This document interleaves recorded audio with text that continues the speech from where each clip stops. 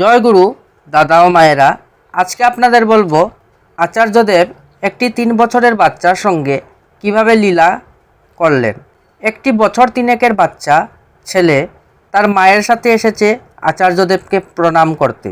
মা যখন আচার্যদেবকে প্রণাম করছে, সেই অবসরে ছেলেটি আচার্যদেবের নাটমণ্ডপে প্রবেশ করে একেবারে আচার্যদেবের কাছাকাছি চলে গিয়েছে। উপস্থিত সেবকেরা তৎপর হয়ে ওঠেন ছেলেটির গতিরোধ করার জন্য।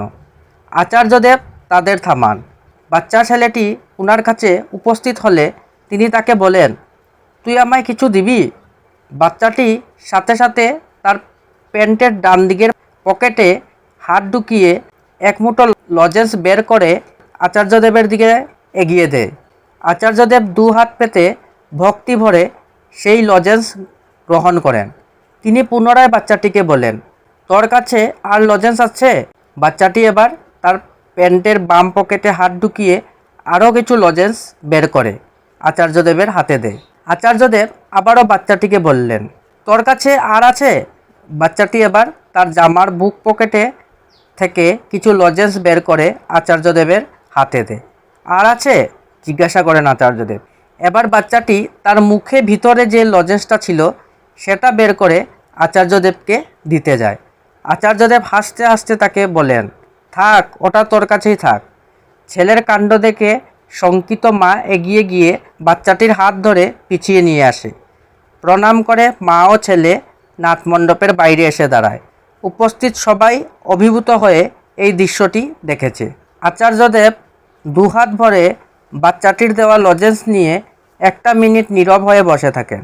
তারপর পরম ভক্তি ভরে সমস্ত লজেন্স পূর্ণ করযুগল কপালে ঠেকিয়ে লজেন্সগুলো পরম যত্নে পাশে রেখে দেন।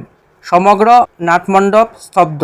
নীরবতা ভেঙে আচার্যদেব বলে ওঠেন, এই বাচ্চাটা আজ আমাদেরকে একটা অত্যন্ত মূল্যবান শিক্ষা দিয়ে গেল।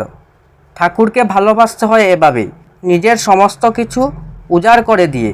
যে উজাড় করে দেওয়ার মধ্যে কোনো সংশয় নেই, দ্বিধা নেই, কোনো প্রত্যাশা নেই, আছে শুধু এক অন্তহীন ভালোবাসা।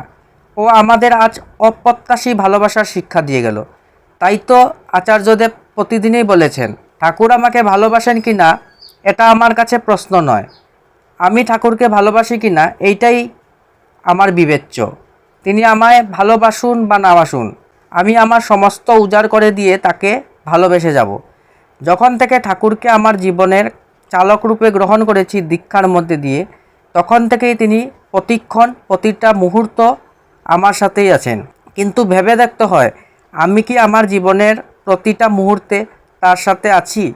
জয় গুরু।